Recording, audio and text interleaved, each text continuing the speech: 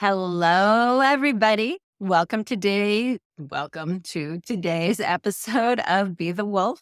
I'm here today with Jessica Ell, and we're going to talk about decisions and especially walking away from those decisions that look really good on paper. You know, the ones where deep inside you have this nagging feeling that it's not the right one to do, but everyone around you is saying, yeah, you should totally do this. Oh, you'd be stupid to walk away from this. So I am here today with, as I said, Jessica Ell, and I'd love for Jessica, you to tell us what it is that you do. I know you're a life coach and an author, but tell us what more specifically it is that you do and who you serve.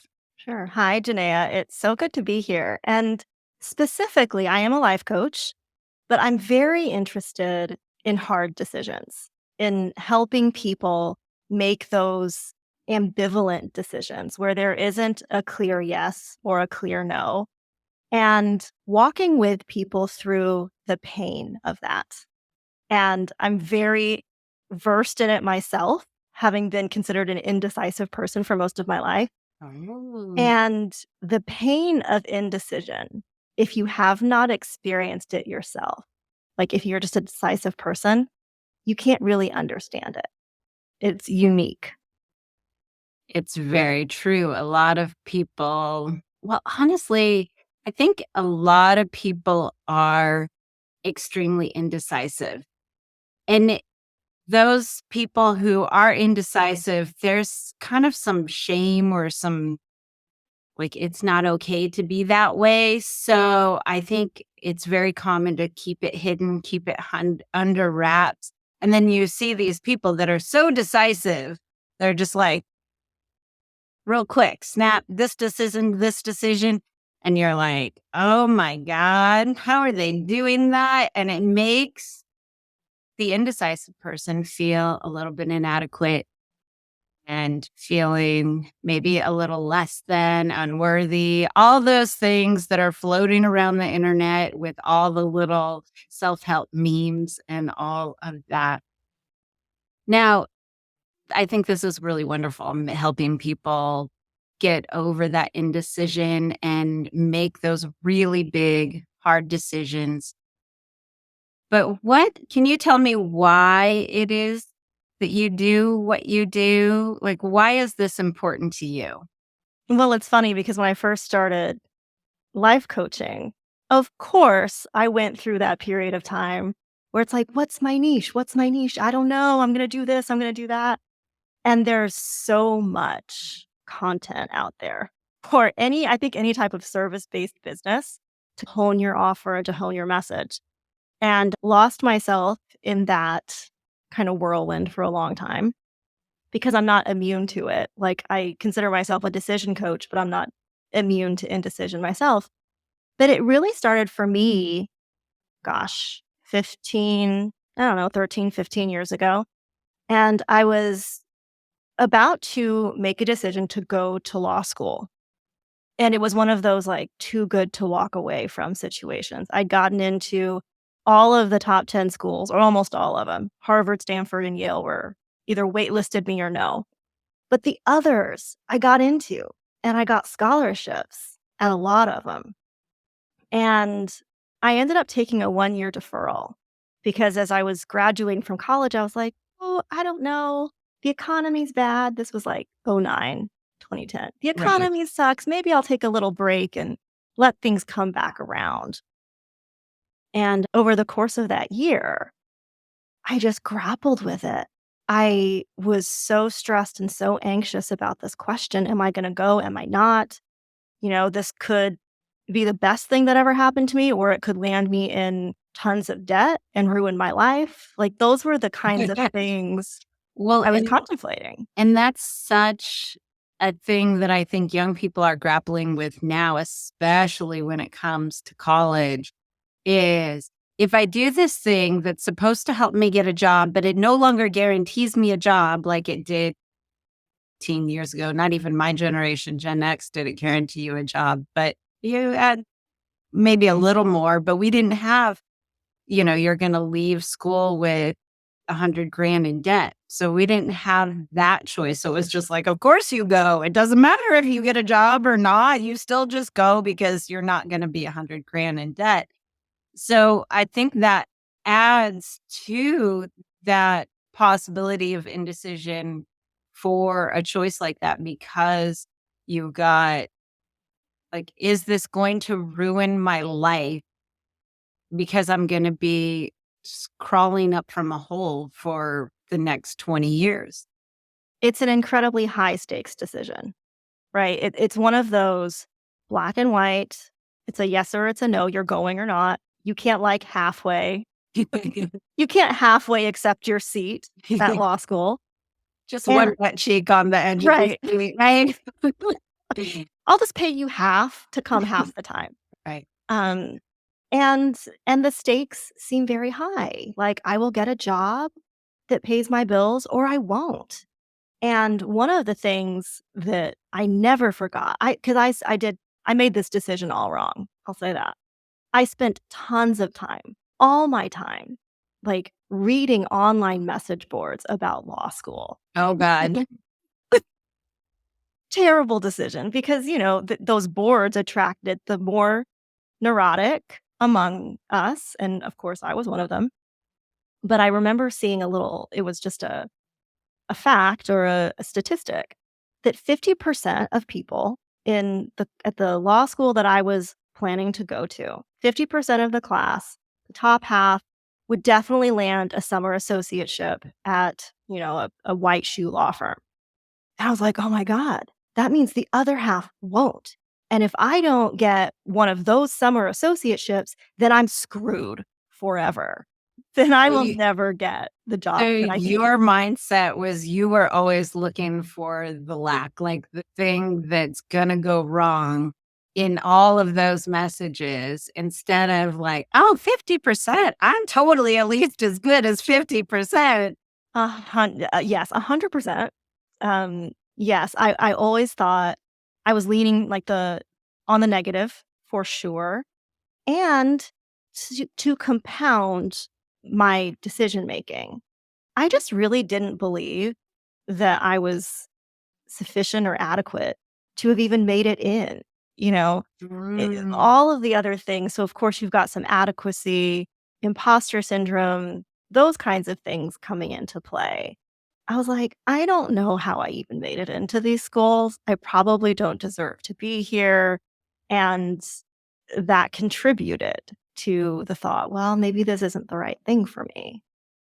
So even with all the external validation, you got into 10 schools, they all wanted you,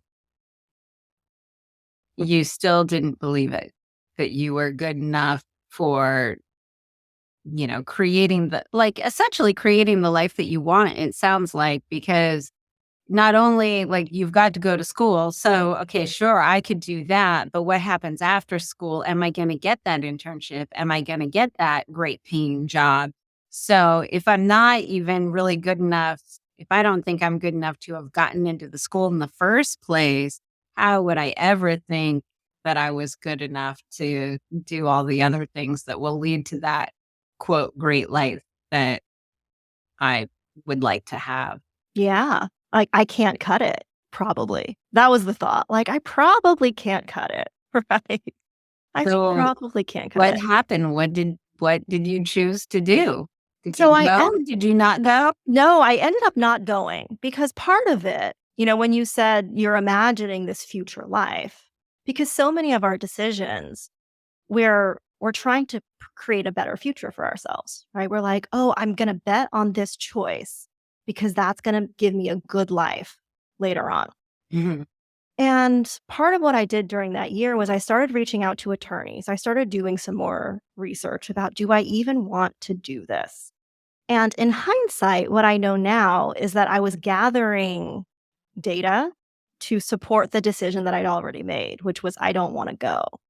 Mhm. And of course, multiple things can be true, right? Part of the reason I didn't go to law school is that my imposter syndrome was out of control and I didn't believe that I could cut it. So I held myself back from that. But the other part of the truth is that I didn't want to be a lawyer. And I had chosen that path because it was the only thing I really knew to do. And I got a lot of positive affirmation for Right. choosing it. Oh, good. You're going to be a lawyer. That's great. Oh, good. You got into XYZ. That's great. I want to make this correlation with entrepreneurs because one of the things that happens to a lot of entrepreneurs is that you're taking that leap not because you want to, because it's what you think might be the only thing left for you because you might just believe that you're unhireable or you can't work for anybody else or you just can't take direction from somebody. So that place where you are doing it because you think it's the best possible thing for you and what's going to look good on paper, but it's not necessarily truly what your heart desires. Or perhaps you don't do the business you really want to do. You do the one that will make you money because of the things that outside influences tell you about how you should be. Yeah, I was just actually reading about, I think his name is Michael Gervais, and he's a performance psychologist. And he writes about something he calls FOPO, which is fear of other people's opinions or fear of people's opinions. And he draws this distinction between a performance based identity, which is what all of us start from. We're like, I am a life coach. I am a lawyer. I am a physician, whatever. I have done these things. I have gone to these schools. I have published these papers. That's where we start from. We default from that. And he contrasts it with like a purpose driven or a purpose based, a values based identity, which is much more about the why you're doing it. And of course, I coach people on decisions because it was so painful for me. And it still is. And I find great joy in being able to walk with people through those decisions when I know that what they're usually confronted with is a bunch of shitty advice from admittedly the people who care about them. Yeah. Right. But shifting from that performance based identity to one that's more values or purpose allows you to detach from the stress of, oh, the accolades. Oh, what are people going to think? How am I going to talk about this at a networking event when someone asks what I do? I need to be able to say something that other people think is impressive compared to what I think. So when you made the decision not to go, how was it that you figured out that you did not want to be a lawyer? Oh man. Well, I kind of sank into I don't want to call it full depression. I was never diagnosed, but it in many ways resembled depression, right? I was waking up as late as possible and immediately would start thinking about this kind of back and forth, this cyclone in my mind. And I would go to my job and I get off work at like 3:30 and I'd come home and I would get back in bed and I would sleep until dinner and then get up, eat dinner, and then go back to sleep because sleeping was the only time I was not dealing with this. Right. And, at some point during that year, I'd spent a lot of time talking to other attorneys. Like, hey, what's your practice like? What do you do? What's a regular day look like? Just trying to do some more research to convince myself that I should go. And I remember one guy, he was like, is there anything else you've ever thought about doing? Like, Mhm. at all? You Mm. play the cello? Didn't you? He's Right. like, go try that first. Go do that before you decide to go to law school. And that stuck with me. But ultimately, it got to the point where the thought of going was so painful that I was like, I just can't. I just can't go because it hurts to think about. And, I emailed the school, said I wasn't coming, called my parents. They were like, you just took the golden goose out back and shot it. Like we cannot understand why you make the decisions you make, but it was the right one. It's interesting. I went to college to be a chemical engineer, and it was not in my heart, but it was, I'm good at chemistry. My grandpa's an engineer. I'll make good money. And I think a year and a half in, I remember leaving a midterm exam and I was just like, I can't do this. I hate everything about this field. And most majors, you're put into a lot of general education in the beginning. You're not really deep into your major, but in engineering, to do it in 4 years, you're pretty much thrown right in, right at the beginning. And I didn't know what I wanted to do. So I just figured I would finish. I would just do it and then figure out what I wanted to do, get that degree. And again, not the day and time that we end up with, $100,000 in debt to go to 4 years of college. But it was like another year later. I don't know. I had 3.5 years under my belt. It was going to take me 5 years, not 4 years to get through. And I was having this conversation with a friend and they were dropping out and they only had 1 quarter left. We were on quarter system at UC Santa Barbara. And I was just like, what are you nuts? Like, that is the stupidest thing I've ever heard. But it dawned on me like, holy shit, you can do that.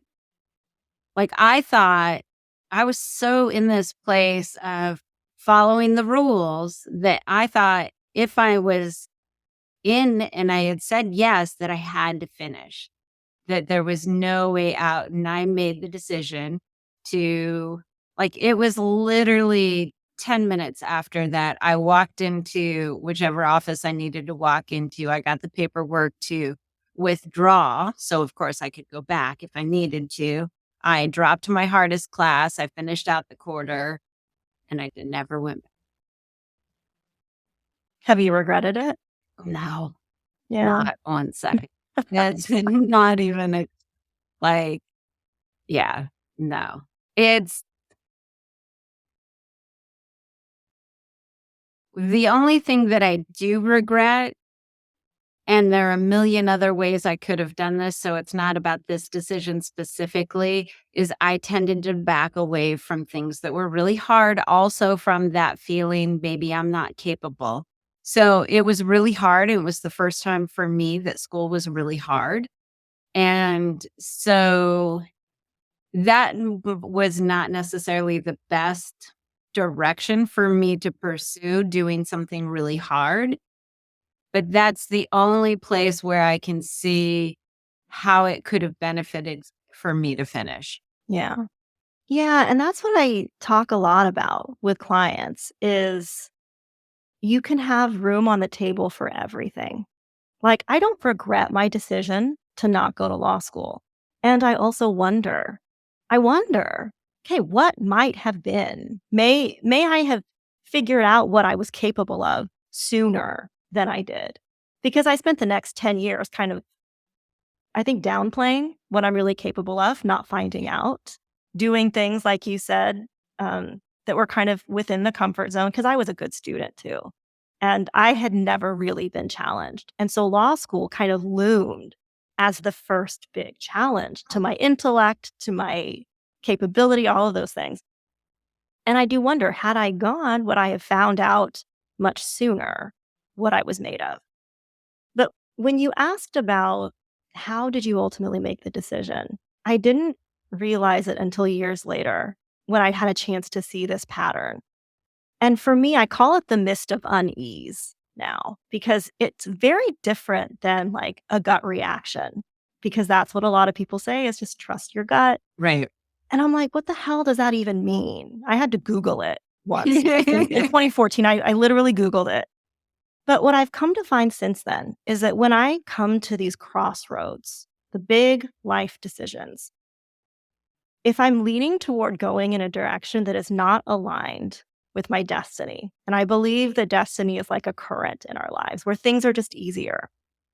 And if I'm wanting to go in a direction that's against it, this kind of like malaise just falls over my entire life. My entire life just gets grayer and duller. And it's hard to even notice it until it gets dire to the point where I'm like not getting out of bed unless I have to go to work. Right. And now I'm like, okay, cool. If I can recognize that at the beginning, when it first starts to happen, then I know that I am trying to persuade myself to do something that I really don't want to do. One of the things that I've discovered when we're making decisions, emotions play the biggest role. They are different schools of thought. Some say 80%, some say 90, some say 90 for 95% of what drives your decisions. And so a feeling of malaise, I think, is definitely a huge thing to pay attention to.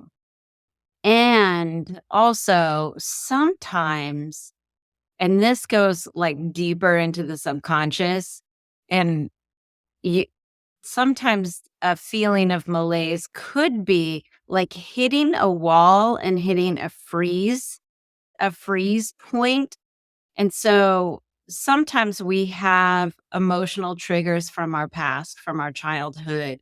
And this is one that I think plays a really big role in decision making is we have an anchor of feeling powerless and where we couldn't move. And so we have fight, flight, and freeze when we're in danger. And most of us have had a point in our life where we felt completely powerless and frozen. And so I think it's important to be able to distinguish between the malaise, because that is not great, and that place of feeling frozen powerless, because the frozen powerless is usually not to do with what's happening right now. It's just that the situation is maybe a little bit similar to the frozen powerless feeling that where it all originally started. So perhaps you got in trouble with your dad and your dad was yelling at you and you were so scared you couldn't speak up for yourself, even though maybe you knew you didn't do anything wrong and you were literally just frozen. And so now if somebody's an authority figure really thinks you should do something, you might freeze in that powerless feeling and not necessarily be able to make the decision. So I think I love the fact that you're identifying the feeling because it's so similar to a frozen, powerless feeling. I think it's really important to distinguish between the two. I agree with you. And I think one of the thing we all want when we are at these crossroads, we want to feel better, right? Mhm. Like people come to me, they're like, I want to make a hard decision. Or they don't say that. They're like, I need to break up with my boyfriend, but I'm not sure that I should. Or like, should I quit my job? Should I get married? Like those are the things that Right. people are asking about. And they think they want to make the decision. Like, if I just make this decision, then I will feel better. And so that's why they're constantly chasing advice. What do you think I should do? But what about this? What about that? And then once they make it, they'll feel better. That's the assumption. But I mean, you're in the coaching world, you know how this works. It's the other way around, right? You feel better. You feel better first. And then the decision just gets so much easier. And I always say decisions often make themselves. And I think a part of that, if you can get to a place of peace, especially if the decision does not need to be made right now, Yep. and most of the crossroads decisions do not, there is not some ticking timer on the decision to move. For instance, if you can get to a place of feeling better first, of reducing the pressure, of finding some relief and some peace, then more creative answers will come. 100%. 100%. When that, because again, we go back to all decisions are emotional. And if you're making a decision from a place of a contracted emotion, stress, anxiety, fear of what you're going to lose, which is usually the big like one. If you're making a decision where literally your body feels contractive, your system is in fight and flight. If your system is in fight and flight, you're going to make instant gratification choices about right now. And they are always short term decisions and they will typically get you more of what you already have instead Mhm. of something different, which these crossroad decisions are usually points where you have an opportunity to create something different. But if you're trying to make that decision when you're feeling scared in any way, you're not going to be able to see what's possible. Right. And I'm so glad you brought up, making a change because there is research. It's actually called Heads or Tails. It's a study by one of the Freakonomics authors. And the study came out about 4 years ago, and about 20,000 people flipped a coin on their life decisions. So they went to this website Mhm. and they flipped a coin. And what he found was that people who made a change were happier at 6 months than people who chose the status quo. Yeah. And that is what, that's just generally my philosophy on life, having done it the other way for so long. That I'm like, "You know what? Let's just see what happens. Let's just see what happens if we do something different." Yeah. And that's again, we come back to that feeling of powerlessness. And the feeling of powerlessness lends to, am I capable? Right? Mhm. Going back to both of our things about school is, am I capable enough to do this? Am I capable enough to do the hard thing if it doesn't go the way I anticipate it?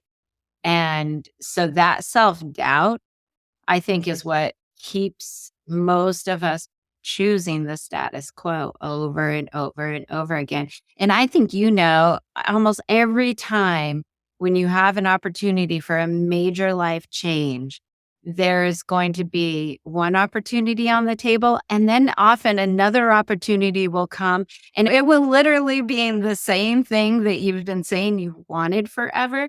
And then the new thing that's totally outside of your comfort zone. It's like the world just always gives you the opportunity to do the same thing. I think about it as the universe having a sense of humor. The universe has a sense of humor, and it often gives you the chance to choose differently, like you were saying. Like, it will give you that opportunity that you thought you wanted. And, like, if you think that something has passed you by, it'll come back around and you Mhm. have a chance to choose again. And are you gonna choose the same, or are you gonna do something different? And I think one thing that really screws people up with decisions is that, oh, well, I have to take this now because there'll never be another opportunity for it again. And I think that the fact that it showed up, if you can wrap your mind around it instead of seeing the scarcity aspect of it, like, this is the only time it will ever happen for me because it's never happened before. But the fact that it has shown up means that it will show up again. So if you're not quite ready to take that leap of faith, another opportunity will come at some point. And because if something shows up once, it will show up again. It's like if you've decided you want a red coat and you don't know anyone with a red coat, but now all of a sudden you start seeing everybody with red coats because your brain is focused on it. If you really want that something better and it's shown up once and maybe for whatever reason you had to say no or you had to choose to say no, that trust that it will be there again. Just keep looking for the opportunity. I agree. I agree. And I think too, a nice way of thinking about this and what I try to do always is we've been talking a lot about binaries, to go or not, yes or no, Right. take the opportunity or leave it. But that's just really not reality most of the time. Almost in every situation, you can find a third path or a fourth or a fifth. You can come up with a creative solution that gets you everything you want or at least close to it. So you're no longer making a black and white decision. And I think that's one of the key things to do if you're talking about reducing the pressure. Reducing the pressure on your decision so you can feel better now. Part of that is looking for other options. Like, what's the sideways thing? If you think it's up, down, like, what's going sideways? What is right or left? So, what do you look at when trying to find the third option? I like to look at number one, I ask my clients to wave a magic wand over the situation, and they hate that question. They hate it. They're like, "What are you talking about?" Like, "No, this is it." But if you ask that and answer it any way you want to, that reveals your third option, right? Like, "Well, I would have it like this." And let me give you an example. Right now I'm living in a town, the town I grew up in. I was in Arizona for most of my adulthood prior to this, but my dad was diagnosed with stage 4 cancer last year. So I came home to manage his treatment to a place I never thought I was gonna come back to. But Right. that was a very easy decision. Like, I didn't even have to think about it. So I came back. And now I'm contemplating, okay, do I really wanna live here forever? And in my mind, it was Indiana or Arizona. Like, I've gotta base myself in one of them. And that's a very obvious binary false choice, false binary. But when you're in the middle of it, it's hard to see Right. that you're doing that to yourself. And, I asked myself if I could wave a magic wand over this, what would I do? And I was like, well, I'd be here like half the time, but I would be based somewhere else. Like my home and all my stuff would be somewhere else. It wouldn't be here. And then I would figure out how to make the travel work. And so I think that's the first thing. Ask yourself the magic wand question. But secondly, how can you lower the stakes? How can you lower the stakes of the decision? And that usually prompts some interesting ideas from people. Well, and I love that your magic wand decision kind of is a lower stake thing. It's sort of a bridge between the two. It's like, well, I don't really want to be here, but I want to be here. So it's something that, like, I want to be here for my dad, but I don't really want to be in this town. So here's this thing that accommodates my want and my not want. Yes.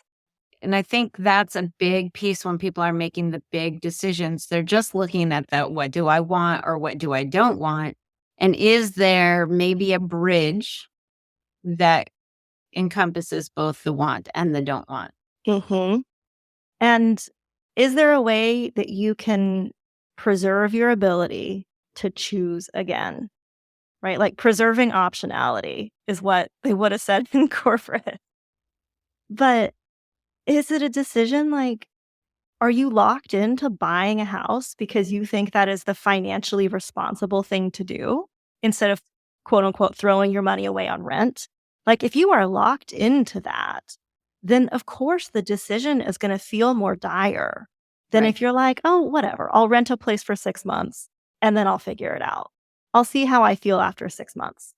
And we've been trained culturally and by parents and everybody else, you can't be wasting your money and blah, blah, blah. And so we've got to do it this way, this way, this way, this way. But the reality is, if you are struggling to pay your rent, struggling to keep 3 branches of your business open, are you miserable? What are you trading? And our parents, my parents' generation, the boomer generation, they did the sacrifice for a reward later. And you see so many of them get to retirement age and they're not in good health.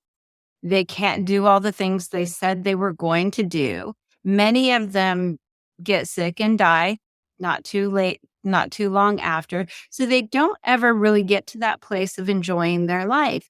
And I think more and more people are starting to realize, okay, the hustle culture, the working so hard and really sacrificing for this so called reward is not the answer. So, how can I make a decision so that I don't have to put my life in a box of misery for 30, 40 years before I can actually enjoy it? One of my favorite lyrics from a song, it's from Tyson versus Douglas. It's a Killers song that no one knows. But the line goes, "What did they pay you? What did it cost?" And I always remind myself of that when I'm trying to make a decision where I feel like, oh, this is too good to not do. They're offering me X, or like they're going to pay me this. I'm like, but at what cost? What is it going to cost you to keep that job that you hate Yeah. for the next 15 years?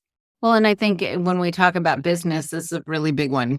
I have this huge opportunity, which is this is a made up scenario. I'm not telling you guys my life right now. You have this huge opportunity. It's with a brand, a global brand that really loves what you're doing and they want to take you on. And they are so excited about you and they want you to do this, this, and this, and change these 10 things about your program or your product. And then you're going to be global. And that sounds great. You get so excited. Oh my God, this brand totally wants to take me under their wing and help me blossom and all of that. But then what are you sacrificing? Those 10 little things that they want you to change. Does that compromise the integrity of your product? Does that compromise the integrity of you and what you're trying to build? And if it does, that's going to, over time, create that feeling of malaise that you were talking about. Because I believe that when you are doing what is totally not right for you, or you are sacrificing the self, the things that are most important to you, your core, deepest core values, and your purpose, when you're sacrificing those things, that's when that malaise comes up. And it's, maybe it's God, maybe it's the universe, maybe it's your own consciousness or your subconscious just trying to say, hello, hello, this is not what you're meant to be doing. And you will see the signs. I mean, I used to market to a totally different group of people forever. And all 98% of my clients were still entrepreneurs. Like, hello, it's right here. And I was miserable. I hated marketing to the group of people I was marketing to. I mean, I loved helping them because I love helping people. But that malaise was there. But when when I market to entrepreneurs, it's just fun. It feels good and flowy. Yeah. And ultimately, you're not really going to be successful, not in the ways that matter, doing something that you hate. Eventually, it will catch up. That's true. Eventually, it will catch up to you. Yeah. Malaise, depression, illness. Mhm. And I think when we think about making these decisions, like there are good reasons for not doing things, right? Like, hey, it doesn't feel aligned. I'm going to walk away from this because I know ultimately it's not good. It might be good for me now, but it's not going to be good for me long term for my spirit. Right. So, good reasons to not do things. But I always just think that fear is not a good reason to not do something when we're talking about leaps of faith and doing things that kind of look crazy from the outside. You could have so many good reasons for not doing something, but fear is never one of them. This is true. Okay. So I want you to tell us a little bit more about fear in just a moment. I'm going to make easy decisions for people. How can people get in touch with you to work with you on some of these big leap of faith decisions? So, And tell us what you have to offer. yeah, they can go to jessicaell.com/decide. If you are facing a decision right now that you want some support around, I've got a coaching package there. It's 4 sessions to go through. And then you can reach out to me on Instagram. I'd love to hear from you guys. I am at the Jessica ELL. Okay. So I'm going to tell you what to do. So open up your browsers right now and type in Jessica. So say it again. JessicaELL.com/decide. Lash decide. And for the entrepreneurs out there who want to grow their business and love doing it, I've got a free guide for you. The 3 secrets that the business gurus never talk about. You can only get this information through me, and you can do that at bethewolfgift.com. Open up the browsers. Again, I'm telling you guys what to do. Type in Jessica Ell, ELL.com/decide and bethewolfgift.com to connect with us. So we're talking about fear and making decisions from fear. You said that's not ever a good decision, a good way to make a decision. But that is such a driving force. How can people push through the fear? Well, I think it's not a matter of pushing through it so much as sitting next to it, right? Like really knowing the part of you that feels afraid. So, however you have that conversation, whether it's facilitated with a coach or a therapist, or if you know how to do some of that work yourself, really don't push that part of you aside. You want to understand it. But also, the best next step, especially if you feel paralyzed, especially if you feel frozen, is just to feel better. Don't rush to make the decision. Try to feel better first. Yeah. I think when you said slow down is such a big key. And I love the idea of feeling better. And I think you have to trust the decisions when you feel good. Because when you make a decision when you feel neutral or good, you are more apt to make a decision that will create long term happiness and long term good results. This is especially important for the business owners out there. We get so amped up that we got to respond to everything right now, but you don't. And that anxiety and the stuff that's going on within you when you try to not answer an email right away or not respond to a client's comments or something, that's something that's going on within you. It doesn't have anything to do with the outside world. So slowing down and giving yourself whatever you need to do to feel neutral before you decide what to say when you respond to that email, before you decide what big business strategy to jump into, because your neutral feeling will give you the opportunity to make the choice that will lead potentially to something different. The decision from fear, when you're in that, you're going to create more of the same of what you already have. And that's okay some of the time. If you are in a life and death situation, go ahead and make that decision from fear. Just Run. run as fast as you can. That is what that part of our brain was designed to do, right? Like, Exactly. that's what it's for. Exactly. But yes, if we were on Naked and Afraid, we would run from the or climb the tree from the rhino. But when we would be thinking about if we had to be in the bush for more than 30 days, we would think about making a more substantial shelter.